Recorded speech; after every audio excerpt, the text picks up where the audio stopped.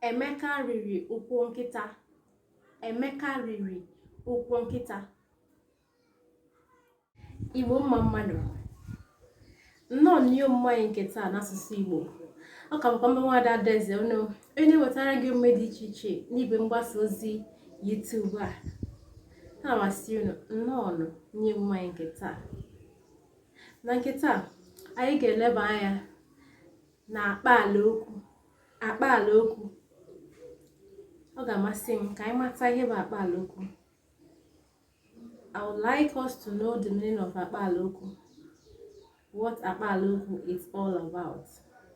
As you learn Igbo, it's good you learn the idiomatic expressions we use in Igbo land and in Igbo language. Okay, so what is akpaalaokwu? Gịnị bụ akpaalaokwu?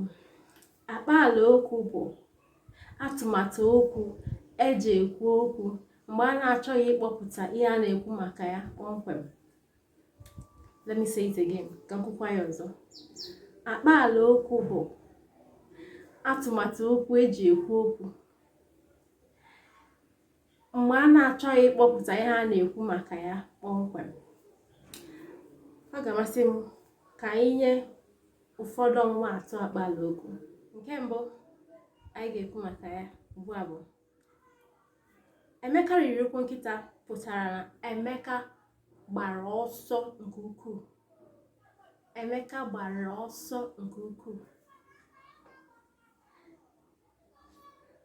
Now in English, it means that Emeka ran so fast. Emeka ran so fast. You can also say Emeka is a fast runner. O riri ụkwụ nkịta. He is a fast runner. Ọ dị mma. Ọzọ na-esota ya bụ Ujunwa dị ahụ abụọ. Ujunwa dị ahụ abụọ. Ihe ọ pụtara bụ na Ujunwa dị ime. Ujunwa dị ime. It means that Ujunwa is pregnant. Ujunwa is pregnant. Ọ dị mma. Ọzọ bụ obi pụrụ nwoke ahụ azụ. Obi pụrụ nwoke ahụ azụ nke ukwuu.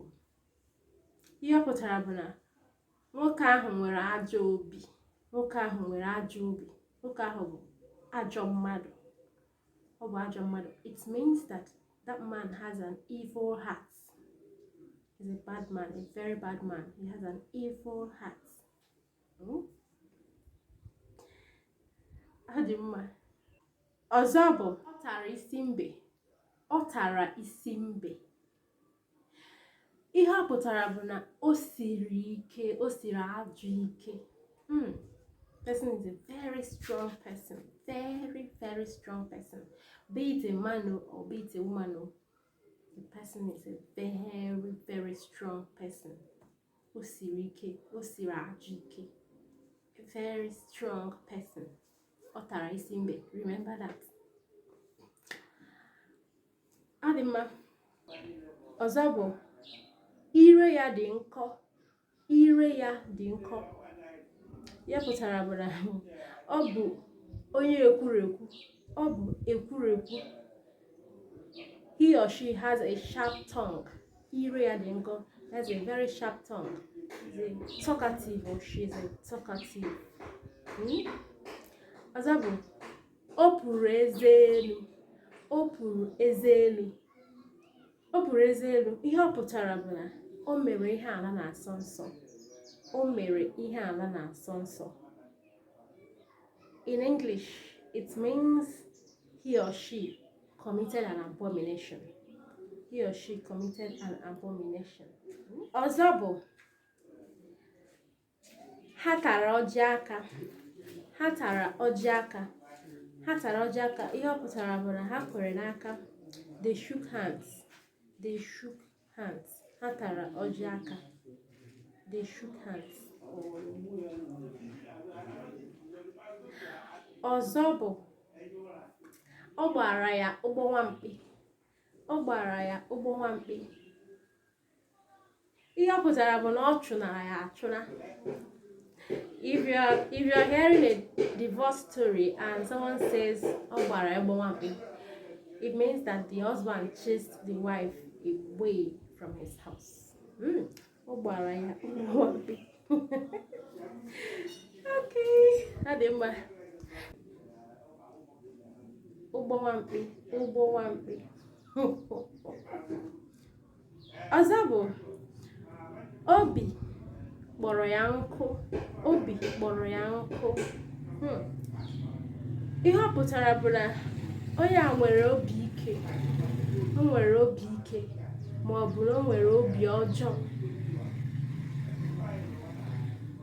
In English, it means that the person has an evil heart. The person has a very strong heart. Very strong heart. Very evil, you know. And you can't do anything to appease such a person. Too bad. Very difficult to deal with. Adịmma. Ebe a ka anyị ga-akwụsị omume anyị nke taa. Eji m aka na o nwere ihe mụtara na nke taa. Dịka ị na-enwe mkparịta ụka gị n'asụsụ Igbo, na-etinye akpaalaokwu ka okwu na-atọ ụtọ, ka ọ na-atọ ụtọ, o wee na-adaba. Adịmma. Biko, tupu anyị emechaa nke taa, chetakwa pịara m aka n'akara like, akara mmasị, pịkwara m aka n'akara nsonye nke bụ akara subscribe. Biko, nyekwara m aka kesara ndị ọyị gị na ndị ezinụlọ gị na ndị ikwu na ibe gị ihe omume anyị na-eweta na YouTube channel a. Ọ ga-amasị m n'ikesa ihe ndị a ka anyị nyere aka ịkwalite asụsụ anyị na omenala anyị bụ n'Igbo. Asị gị daalụ, jidekwa ka iji. Gị bụ onye afụrụ taa ka afụkwa gị echi. Ka emesịa, ka ọ dị n'ụbọchị ọzọ.